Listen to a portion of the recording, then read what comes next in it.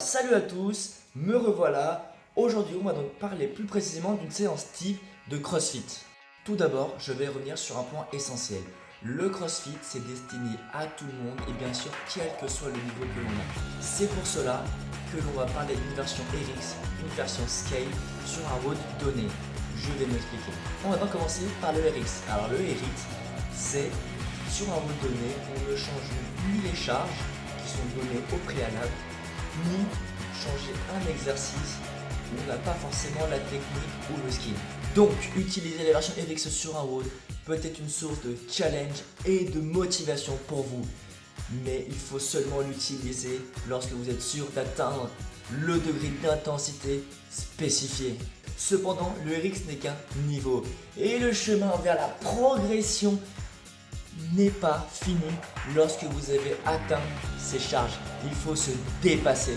Mais il ne faut pas se décourager si vous ne faites pas encore le RX. Utilisez-le comme objectif. Et commencez donc par la version Scale. Je vais donc vous donner plusieurs raisons d'utiliser la version Scale sur un road. Tout d'abord, la sécurité. C'est le plus important. Il ne sert à rien de mettre trop lourd sur une barre juste pour impressionner les autres et au final se blesser gravement, bêtement et cela va juste vous frustrer. Deuxième raison, vous n'avez juste tout simplement pas le niveau sur un mouvement, par exemple le pistol qui est un squat sur une jambe. Ce mouvement nécessite une bonne mobilité, un bon équilibre et une bonne force sur la jambe. Donc pendant le road, vous le remplacerez donc juste par un squat normal. Et donc la troisième raison, c'est la qualité des mouvements qui est primordiale. Et oui, car la posture et la technique doivent être parfaites. Sinon, on risque de prendre donc de mauvaises habitudes et donc de s'abîmer le corps sur le long terme. On va donc maintenant passer à la constitution d'un road. Alors, un entraînement de CrossFit, ça va se constituer donc en plusieurs étapes. Tout d'abord, l'échauffement qui dure 15 à 20 minutes et qui est une partie importante à ne surtout pas négliger. Il va permettre donc de préparer ses articulations, d'augmenter la température corporelle et de ses muscles et bien sûr activer le système nerveux afin d'éviter toute blessure et optimiser au maximum ses futurs efforts. Puis vient alors ensuite le travail dit de mobilité et ça concerne donc la souplesse de votre corps et ce qui va permettre donc de gagner en amplitude sur les mouvements. Une fois donc notre corps chaud et préparé, il reste une dernière étape avant le road, c'est le travail de force ou de skill.